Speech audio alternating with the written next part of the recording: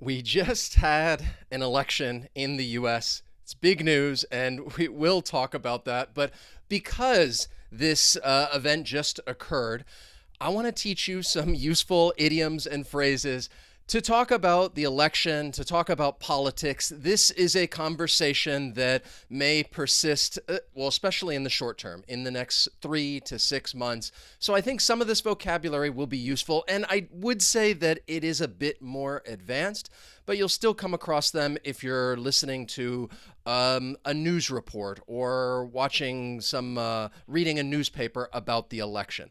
Now, if you would like to, well, sorry, I was going to say, and of course, as you know, Donald Trump has defeated Kamala Harris. It was pretty much a sweep. I don't even think it's really going to end up being that close. And we will get to that. As we get to the end, I'll tell you who I voted for, and I'm also curious to know who, even though the election is over, who do you think, who were you hoping would win the election? And I want to take a little bit of a poll and get your thoughts on this. But if you'd like to get the lesson notes, please click on that link in the description. And if you are already a part of our email community, I will send you the notes so that you have them. And you can practice and try to remember this vocabulary because that's what this is all about. And if you are someone who enjoys building your vocabulary, please subscribe, turn on notifications. That way I can become your teacher. My name is Wes. The channel is Interactive English. It's all about trying to help you reach your fluency goals. And yes, I say that every lesson, or pretty much every lesson. That is my intro. So this is a quiz lesson, and I want you to participate. And it's going to get a little more difficult as we go through this. And the first question is, the immigration issue is often used as a political So I'm giving you the meaning down below. The meaning of this phrase, and I've bolded it as well, a political is a problem that politicians from different parties argue about and try to use in order to get an advantage for themselves. And you would refer to this issue as a political Oftentimes it implies that maybe one party, they don't really care about solving it, or they don't care about fixing it, and it's just being used as a political So I'll give you a moment, think of the answer, and then I'll tell you the answer. But I would love it if you would participate, write your answers in the chat, in the comments. I just love hearing from you guys. This is definitely a more challenging question. I see a lot of different, if I see any answers, correct answers, I'll give some shout outs. Now, there are many collocations with the word political. It's not the word I'm looking for. It's not a political weapon. That's not what I'm looking for in this context. But you would specifically talk about an issue, whether it's immigration or some other issue, and you could say that the issue is being used as the answer that I'm looking for is a political football.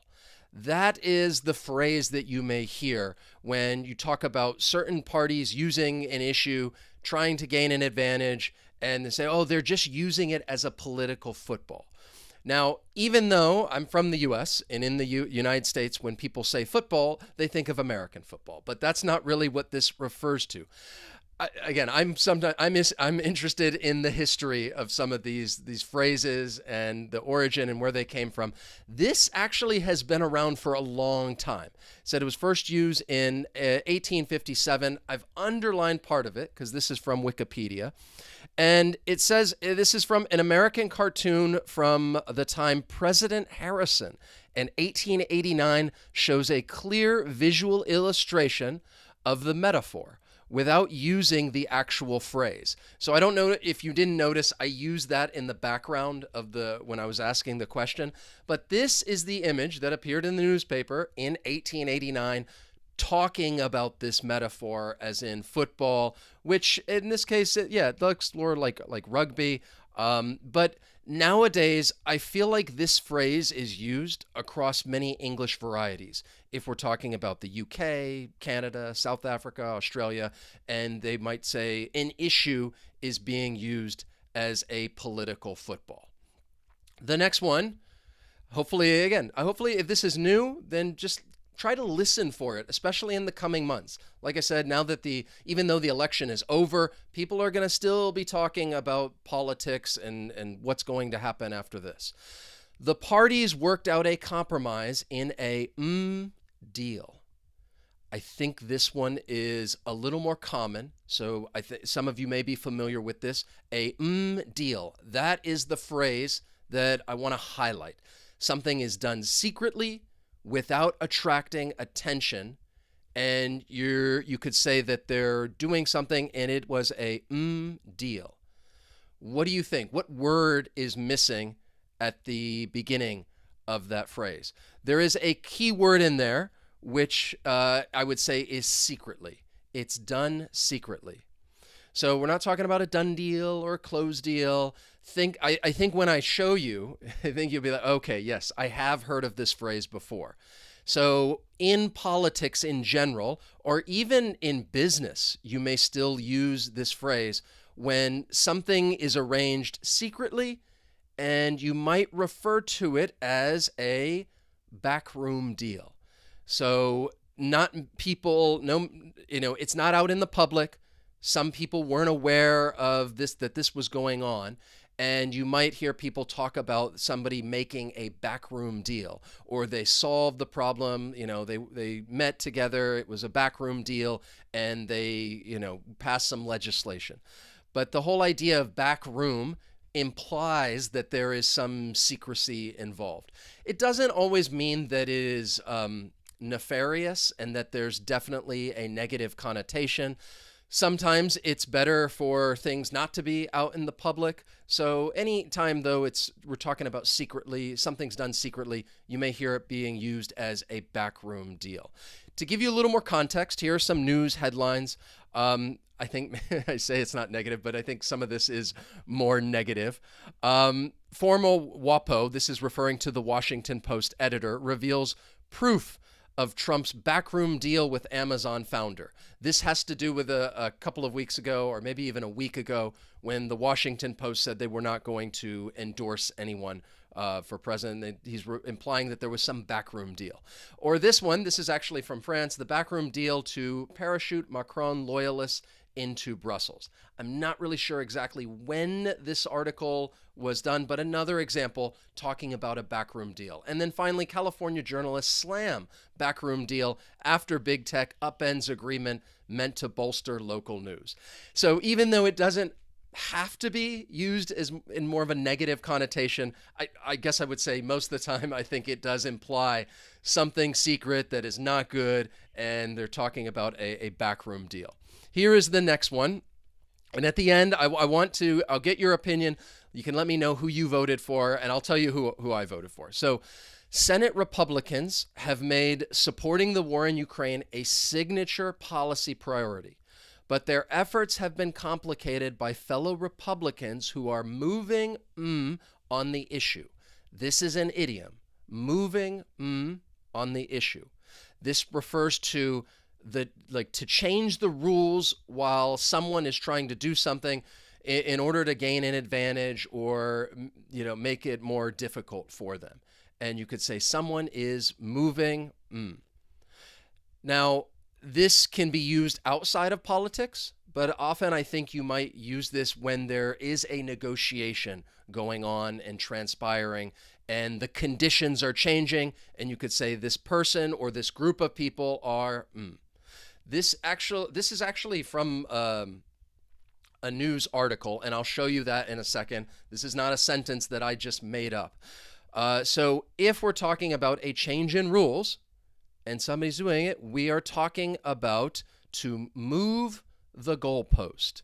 Well done. Fatty acid, Julia, excellent. So this is an idiom I'm sure some of you may have heard before. I think I've even taught it in a previous lesson on idioms. To move the goalpost, you're changing the rules and the conditions to make it a little more difficult or challenging. This is something that happens in politics a lot. Now, I tried to highlight this, and maybe I made it more difficult to see. This article is from a while ago, and I basically summarized that first part, which I highlighted, which was the previous sentence, talking about McConnell bedeviled as Trump GOP move the goalpost. So it was implying that Mitch McConnell back before was trying to get some deal done that involved funding for Ukraine, and some of the other people in the party were moving the goalpost. The next phrase this one is more current and relevant from this year. After Joe Biden stepped aside, besides Kamala Harris, no other Democrat decided to throw their How would you complete this sentence? To throw someone's It refers to announcing your intention to enter a competition or election. So you would use this when talking about elections. If you are entering and you're saying, yes, I am now running for office and I am going to throw my what? How would you complete this sentence using the idiom? But you could also use it when you're, I guess, entering a competition as well. It doesn't always have to be used as part of politics, but I think often this is an idiom that you're going to hear in this context. When there's an election, somebody says they are going to run for office and they are going to throw their, all right, that's like, I guess giving you a hint, they're going to throw their, what? Not throw in the towel. Remember, throw in the towel is another idiom, but that just means to quit or give up. So that's really a different situation. If you quit, you say, look, I'm throwing in the towel. I'm giving up. I'm quitting. In this case, when you're announcing that you're going to, enter an election, enter a competition, like no other Democrats did this, Kamala Harris decided to throw her hat in the ring. So to throw someone's hat in the ring basically means you're announcing that, okay, I am going to enter the competition. In this case, it was really just Kamala Harris. They did not have a primary. I think the Democrats felt like they didn't have enough time, so nobody else decided to throw their hat in the ring. Another idiom that I would encourage you to listen for, especially in the context of politics, whether it's a U.S. election or any other election for that matter, to throw someone's hat in the ring. Again, I hope I'm encouraged that I feel like some of this may be new for some of you. I thought this was funny, so I thought I'd share it with you. You see Willie Wonka there saying, I'd like to throw my hat in the ring for president. Why, you ask? I wouldn't be the oddest one running.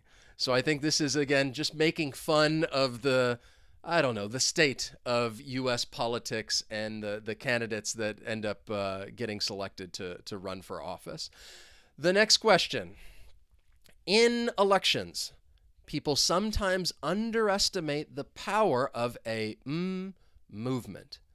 So the phrase an movement refers to a social or political movement driven by groups of ordinary citizens rather than politicians or other influential leaders.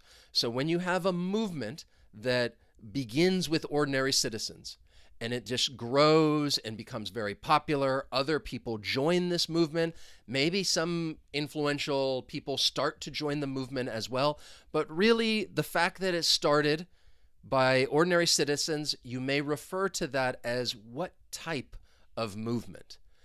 And I do think this is another collocation as opposed to an idiom, and one that you will hear whenever there is any type of election or social change even. Somebody's trying to bring about change, whether socially or through the means of government.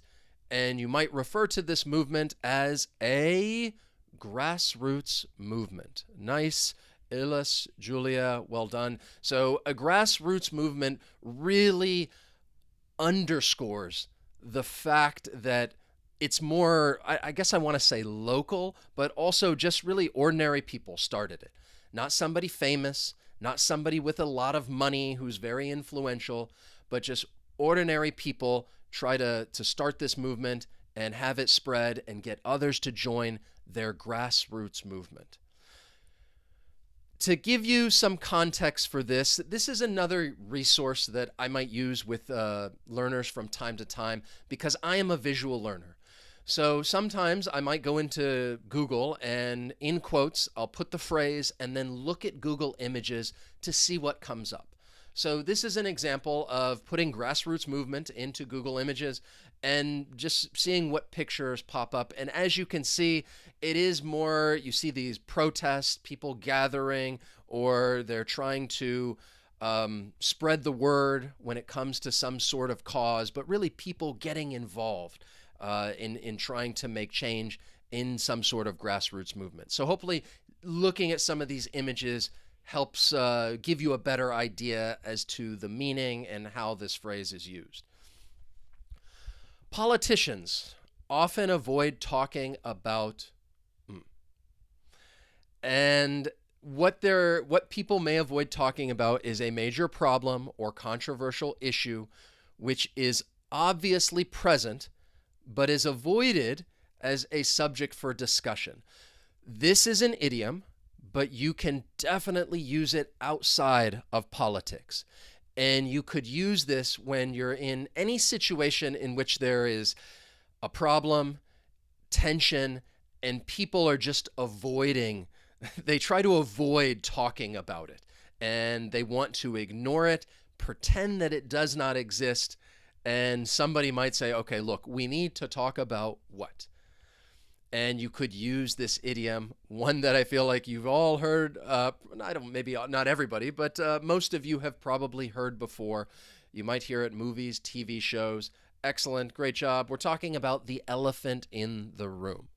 Well done, Mal, Lolly, great job, good to see you. Boston Cafe, Simple Boy, nice. Trying to give a few shout outs as we go through this.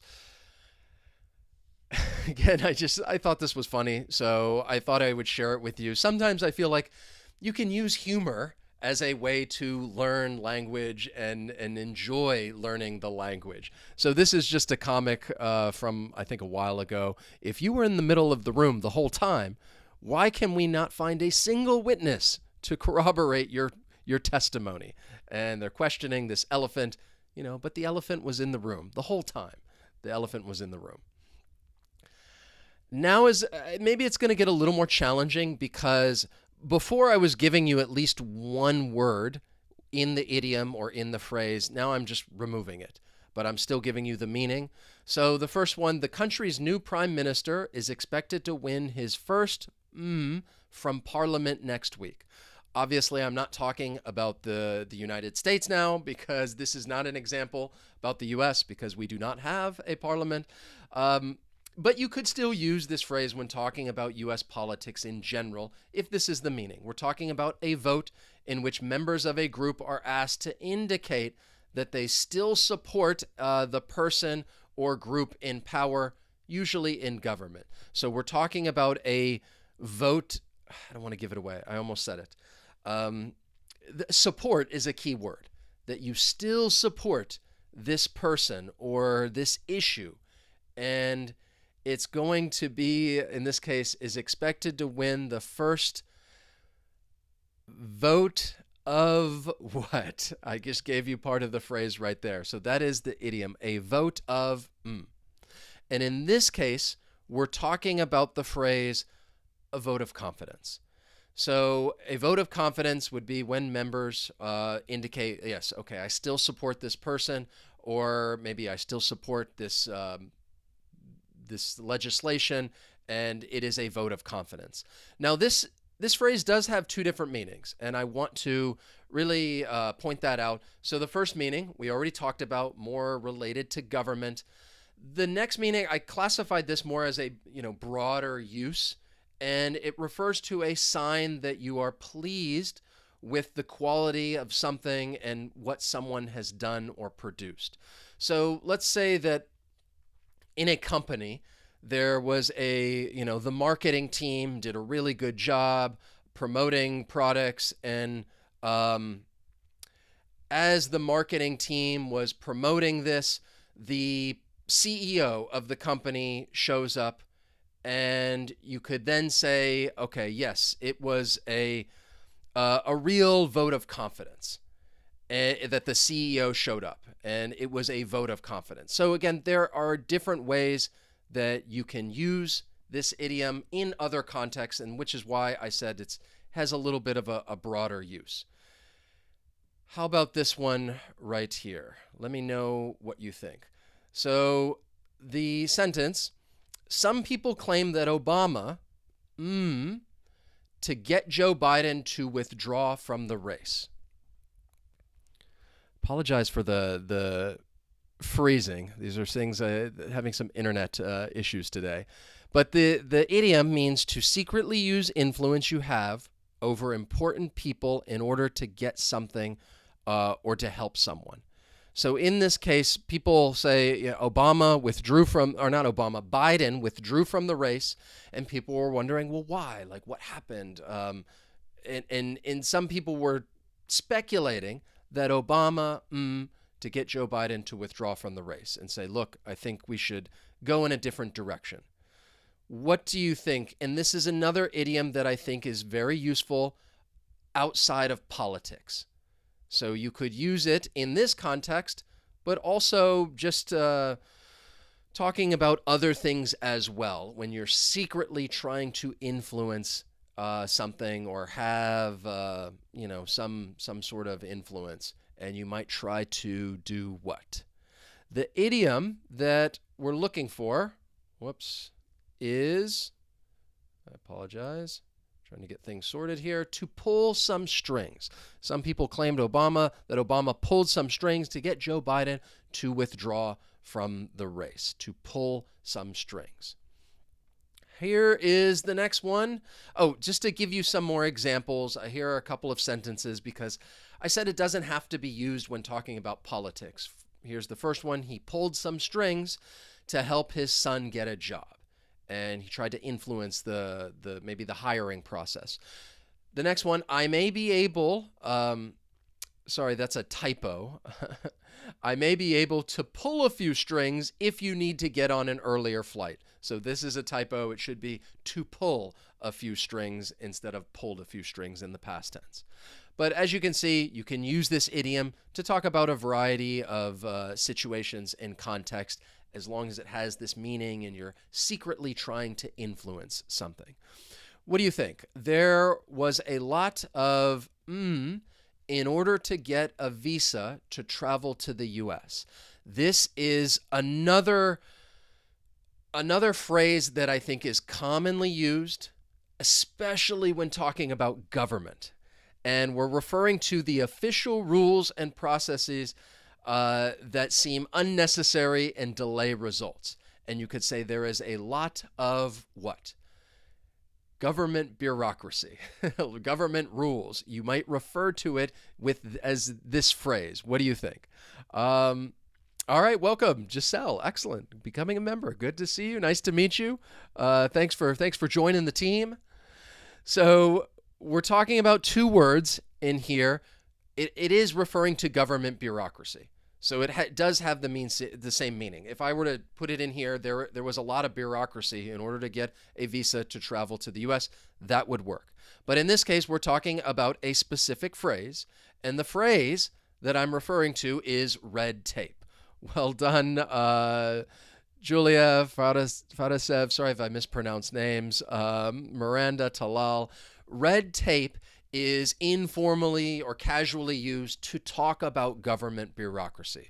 And a lot of times that you're going to use it with a lot. There is a lot of red tape when you're trying to get a permit or do something and you say, oh, there's just so much red tape. There's a lot of red tape and you're really frustrated. So red tape, it absolutely has a negative connotation. It's not a good thing. In my opinion, and this is true, this is my opinion, politicians must be willing to in order to pass legislation. This is a phrase, and I guess I don't think it's really an idiom. I would just say it's a phrase. But the meaning is to vote, unite, or otherwise cooperate with members of another political party. I think that people should work together, even if they're in different parties. That's my opinion. And in the U.S., especially, you're going to hear this because there are just the two main parties, and you might say people need to, in order to, get something done, they're going to work on legislation together, even though they're in two different parties. A Democrat and a Republican may work together, and they would talk about they have to do what?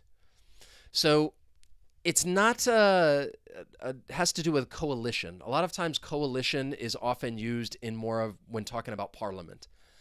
So in the US with the two-party system, we don't really use like the word coalition to describe cooperation.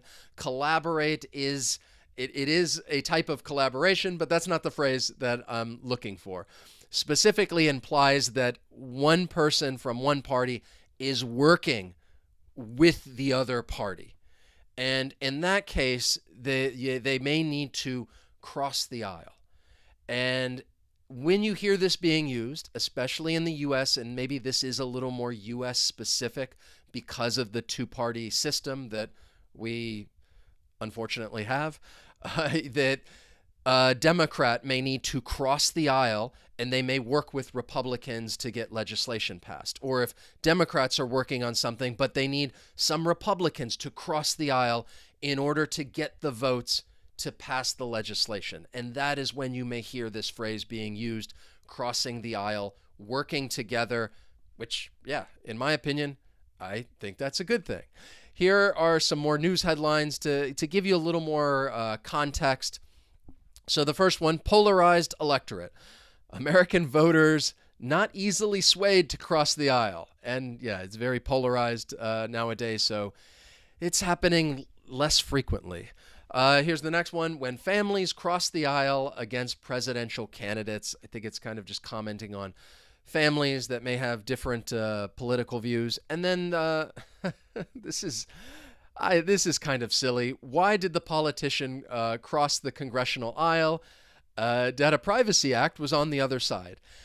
This is more of a play on words. If you're unfamiliar with that structure of someone telling a joke, why did the chicken cross the road to get to the other side? Or there's the punchline. So it's trying to have this kind of play on words referencing that joke. Why did the politician cross the congressional aisle? A Data Privacy Act was on the other side. Maybe that joke fell flat, which is fine.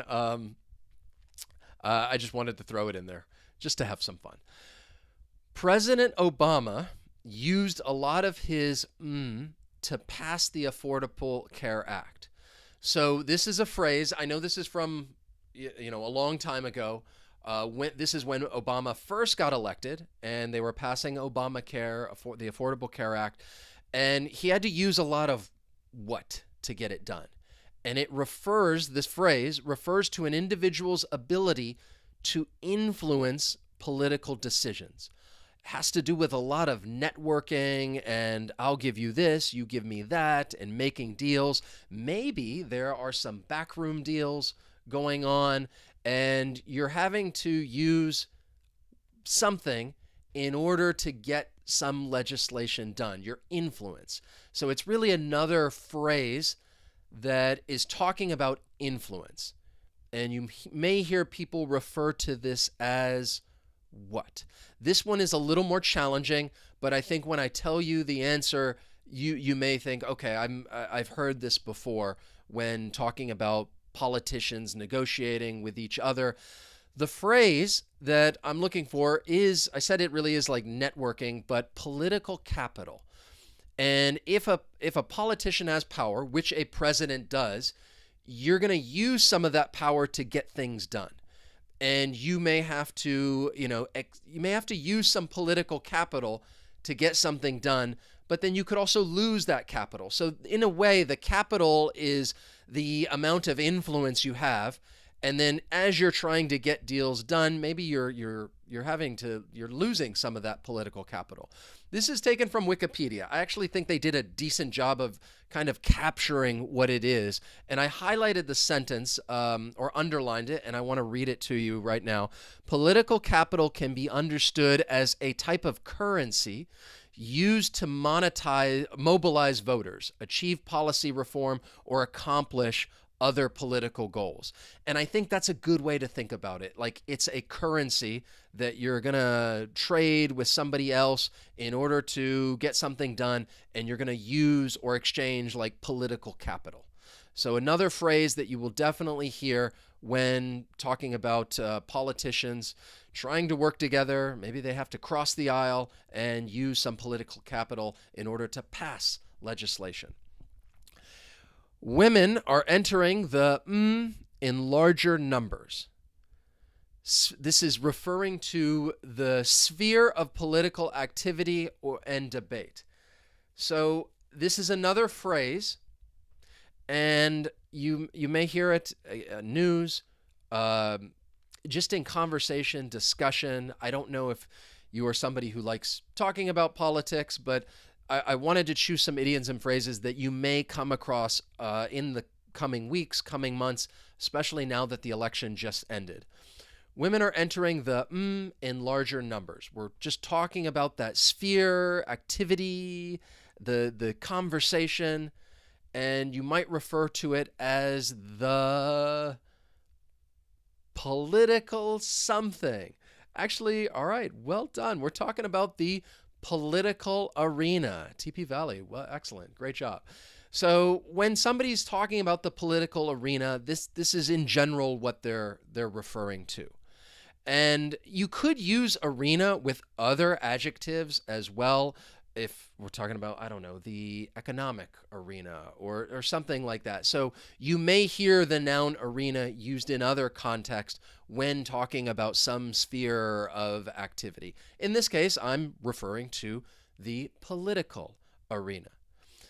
So here are the 12 idioms, phrases that I wanted to highlight in this lesson. Again, if you want to get the lesson notes, click on that link down below in the description.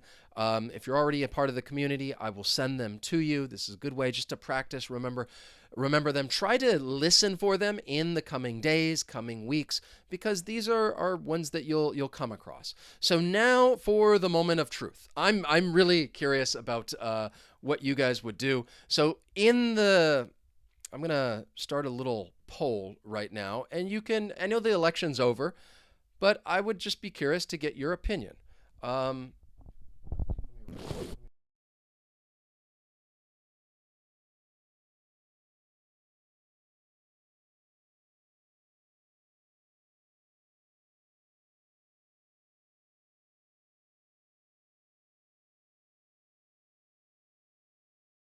I just started the poll, just wanting to know what you all think. Who did you want to win the U.S. election? Donald Trump or Kamala Harris? So now I will tell you, I'll tell you who I voted for. So I am not a Trump person. I voted for Kamala Harris. I was voting in the state of Florida, and I think she got crushed in Florida. So I am not a Trump guy. I've never really been a Trump guy. So I voted for Kamala Harris. But again, it's okay. It's okay for people to disagree. I think we talked about, there was that one article was talking about polarized, and I think there are levels of unhealthiness as far as the conversation is concerned, whether somebody likes this person or that person. And if there's a political divide, it really has to some extent created a social divide. And I think that's really unfortunate. And I've had people actually write comments when I've mentioned that, I was voting for Biden or Harris, and people are like, look, I can't learn from you anymore, as though they're connecting learning language to their political ideology. And I think that's kind of silly. I teach students that are more progressive. I teach students that are conservative and have told me they're supporting Trump and they like Trump, and that is okay. It's okay to disagree. I think the most important thing is that, not that I need to tell you guys, I think you hear it all the time, that people just need to be able to have conversation and talk and try to listen to each other. And, well, why do you feel this way? This is why I think that, or why I'm voting for this person. So I wanted to kind of gauge where you were at as I, shared who I ended up voting for. I hope that with all of these lessons that you just learned something new. And if you did, you can let me know. Hit that like button. And I'm going to keep coming up with lessons on different topics when it comes to vocabulary, idioms. I think when you take some vocabulary and you're able to put it in a topic, in this case, like the election, it gives you something to associate it with. And in this case, because the election just happened, I hope that maybe as you're listening to the news or reading an article or just having a conversation, maybe you end up coming across some of these idioms and phrases to reinforce that. And it's just you'll be able to make it a part of your active memory, and you'll be able to use it moving forward. All right. Yes, Egon, I didn't know it. Unsubscribed. I've had people tell me that. I have had people tell me that. But that's just the day. That's just the time we live. So I find it fascinating. I know it seems like there've been about 53 votes.